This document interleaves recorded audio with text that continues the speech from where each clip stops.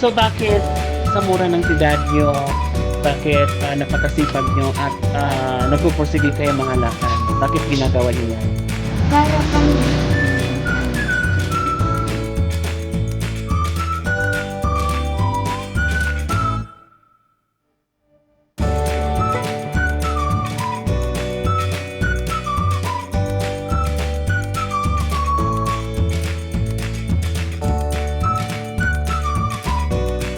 Hello, magandang hapon. Magandang hapon po. Kumusta? Pwedeng makituloy? Po, ma. Isa lang po upuan namin to. Ayos lang po. Ay, ito, upuan. Pwede na po. Ano na yan? Kasi ako, Magandang upuan na yan dyan. Anong pangalan niyo po? Marlene Santos po. Marilyn. Marlene Santos. Marlene Santos. Si Nanay Marlene Santos, kumusta ang buhay? Ilang taon na po kayo? 48 po. 48 years old. Tapos, ilan po ang anak niyo? Abali, 4 po. Yung dalawa po, nagbubuti sila ngayon. Anong Kasi ilang wala taon na po- po yung panganay niyo po? 22 po. 22. Tapos yung bunso nyo, Ayan ayan. po, Ano butas nangyari? po. Bakit May lagnat po. Butang na kami ng mayroong gamot ano, doon. tawag sa nito, tindahan. may bimpo, may damit ba yan o bimpo? May tapal na malamig na tubig? Mata- May lagnat. Kailan lang? Kanina lang po. Kanina lang. Tapos anong sabi nung dinala nyo sa center? Hindi pa po. Kasi inihintay ko po yung asawa ko na magbigay ng gamot. Mutag po kami ng by G6 sa tindahan. Pumunta kayo ba yung J6 sa tindahan at pinainom nyo na? Opo. So, kumusta naman yung lagnat, yung init ng katawan niya? Bumaba naman? Bumaba naman po kunti. Walang electric fan para medyo maibsan yung init niya? Meron po isa. Ano anak? Masakit pa ba ang ulo mo anak? Ha? Ano ang trabaho nila kay mo? Namamasada po. Namamasada, tricycle driver. Sa inyo po yung tricycle? Hindi O po. nakiki... Nagpa-boundary po. Boundary. Tapos, kumusta naman ang income ni Mister? Bibigay po 50. Kung minsan 100 lang. Araw-araw po yung binibigyan niya. Opo. Pero Paano po yung 50?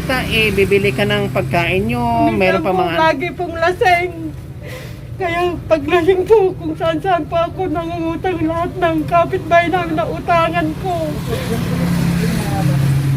Ang mister nyo, araw-araw nagbabiyahe, kailan binibigyan kayo 100 Okay, or 50 po.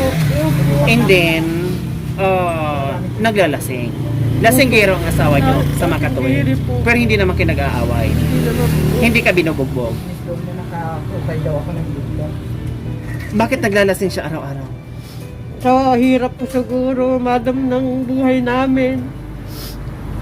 Kasi naputulan rin kami ng kuryente. Kapamukas lang kasi nakapatama rin ako ng waiting. Kaya may ilaw po kami. Sa hirap ng buhay, kaya naglalasing siya araw-araw. Opo. Yung paglalasing niya, yun yung paraan para maiwasan o masolusyonan yung kahirapan sa buhay. Yun, sabi niya. Sabi niya? Opo. O kundi lalong maghihirap dahil imbis na pambili ng pagkain, Ay, mabawasan pa yung income niya at ibibili ng alak. Alak tapos nagyuyusi pa. Oh, di ba? Dalawa sabay. Yung paglalasing hindi solusyon sa buhay, no? Yung kailangan mong magpakalasing para masolusyonan yung problema, hindi yon katwiran. Hindi yon yung paraan para masolusyonan yung problema sa pamumuhay. Ano ba ang dati yung trabaho? Opo, nagbubuti po ako. Buti, nangangalakal kayo. Dati, anong trabaho niyo po dati? Nung dalaga po ako, meeting guard po ako. Lady guard kayo.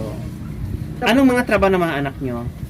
Yung anak ko po, nagtatrabaho po sa Goldilocks, pero na-lockdown din po. Hindi rin Na-lockdown po, madam. Ngayon, anong trabaho niyo? Nagwiwiting po. Nagpapataya? Legal ba yung waiting? Nagpapataya kayo ng waiting? Magkano ang kinikita ba yung ganyan? Yung 100 po, 5 piso po ang porsyento, madam. Sa 105 piso, kahit isa pa, hindi din naman araw-araw na makapatama kayo, di ba? Madalang lang din. And then yung halimbawa, magkano ba ang pinatama nyo ngayon kaya nakabayad kayo ng ilaw? Magkano ba? Yung 30 pesos po. 30, magkano yon? 1.5 po yung porsyento namin, madam. Tapos binalatuhan po ako 500 kaya nakabayad kami ng ilaw namin.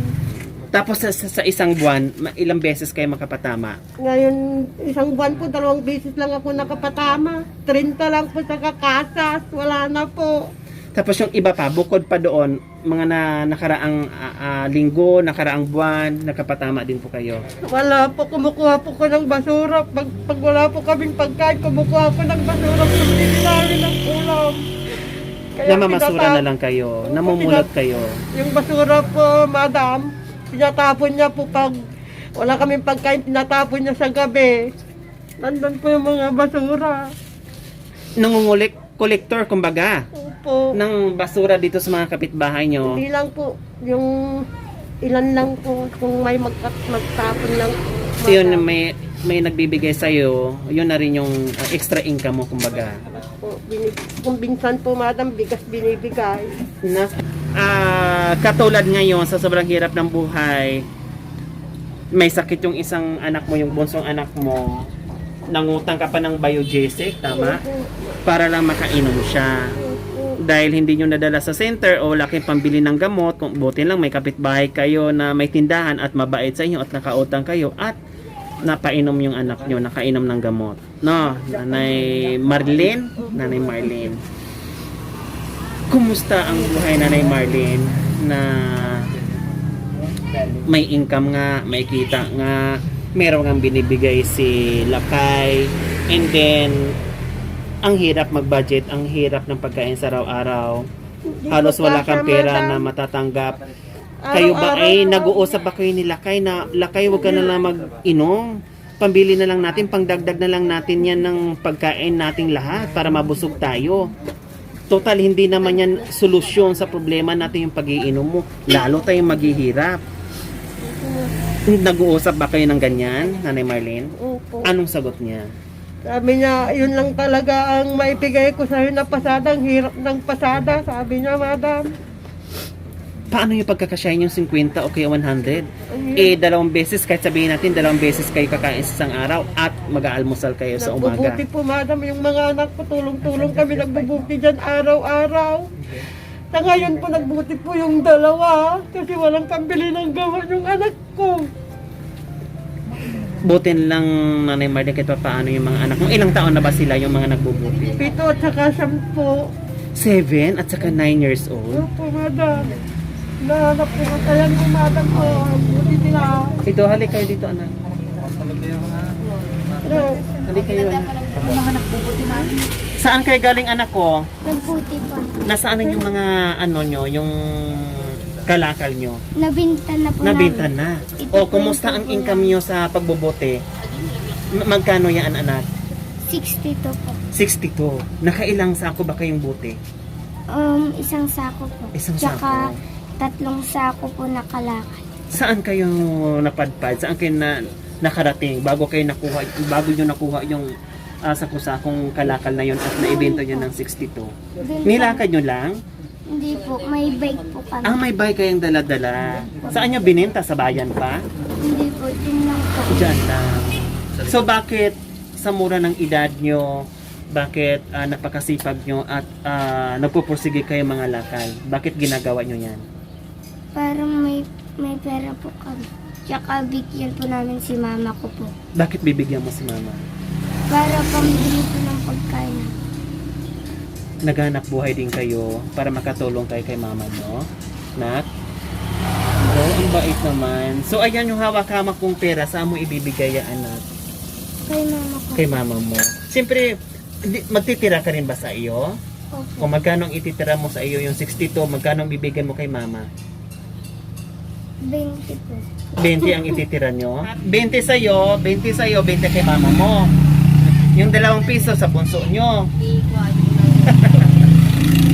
Nakakatuwa, no? Pero nyo, ayan mga kababayan na sa murang edad pero marunong sila gumawa ng paraan kung paano sila nakatulong din sa mga magulang nila. Okay, sige, pasok ka dito anak. Kayo ba ay kumain na? Nananghalian na kayo bago kayo nag-ikot ng alakal? Oh, sige. Nandito ka na, o magkano ibigay mo kay mama mo at kay adik mo? Hati-hati kayo. Kaya ading 20. Tapos, yung isang 20, kanino? Kay adik mo. Nakasama mo pag nangalakal. Ayan, Nanay Marlene. Nakita mo sa mga anak mo na ang mumura ng edad nila, no, mga bata pa sila. Pero nakikita mo na tumulong at gumawa din sila ng paraan kahit sa ganyang kita. Nagpupursige sila mga lakal, no, para lang meron silang, sabi na nila, may pambili ng pagkain. Gaano kasakit bilang isang magulang na nakikita mo yung mga anak mo na imbes maglaro sila at mag-aral lang pero naghanap buhay na sa mura ng edad. Masakit po, madam, kasi wala akong magagawa. Kasi nakasalalay din ang pagkain namin. Sabi ko po, utang na nagkalat, di ko mabayaran.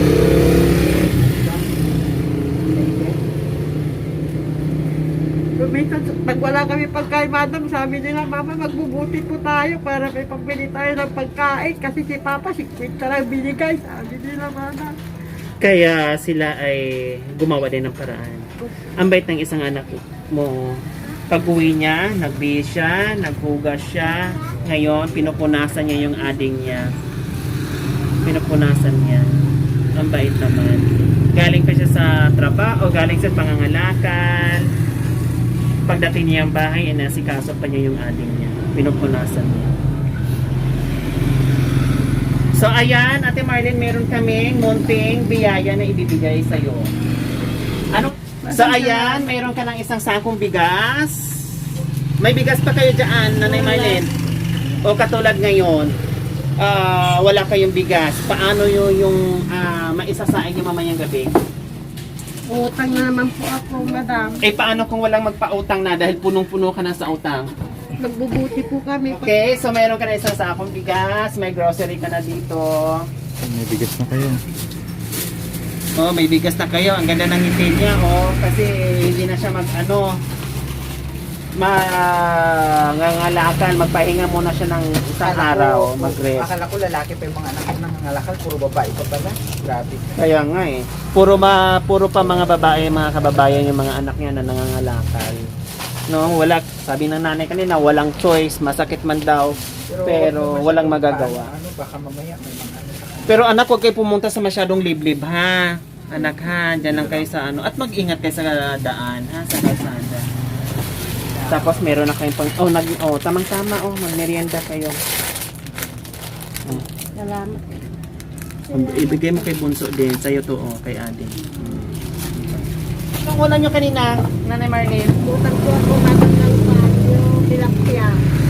Parang puro lang utang, Nanay Marlene, no? Yung gamot, inutang. Yung bigas, inutang. Yung ulam, inutang. Ang hirap talaga ng buhay, Nanay Marlene, no? Ay, smile na rin yung Bunso. Tapos may mga dilata ka na rin dito. Tapos may pang-merienda ka na, ha? Then, isang tray na itlog. And then, meron kang pang-merienda. Tapos, may cash ka pa sa akin para kahit pa paano may pambili ka mamayang dinner nyo.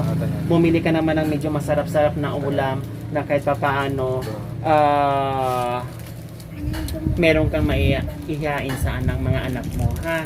Na matikman nyo man lang paminsan-minsan. Madam, salamat po. Ito, and then yung iba is ibili mo ng gamot doon sa anak mo. Huwag mong pabayaan, ha? Yung bunso mo, sabi mo may lagnat, bumili ka ng gamot at bumili ka ng kung ano yung pangailangan yung anak mo, ha? Salamat po. So, syempre, magpapasalamat tayo sa ating sponsor. Maraming salamat po sa ating sponsor, Ma'am Beng Sarmiento, na talagang isa sa mga pioneer natin na mula noon hanggang ngayon na walang sawang magmahal at tumulong sa mga kababayan natin. At kay Ma'am LV, maraming salamat din po dahil sa inyong ginito ang puso na talagang nandiyan sa mga kapuspalad nating mga kababayan. At sa ating isang silent sponsor. Ayan, maraming salamat din po. Ito ay talagang solid supporters natin. Mula noon hanggang ngayon na walang sawang manood sa mga videos natin, no? Talagang present lagi yan dyan sa YouTube natin. Maraming salamat po sa ating silent sponsor. So, mensahe niyo po sa sponsor natin. Madam, sir, salamat po sa tulong niyo. Kami magkain. Sana marami pang matulungan niyo. Salamat po. Salamat po sa binigay niyong pagkain sa amin. 30,000. Salamat po.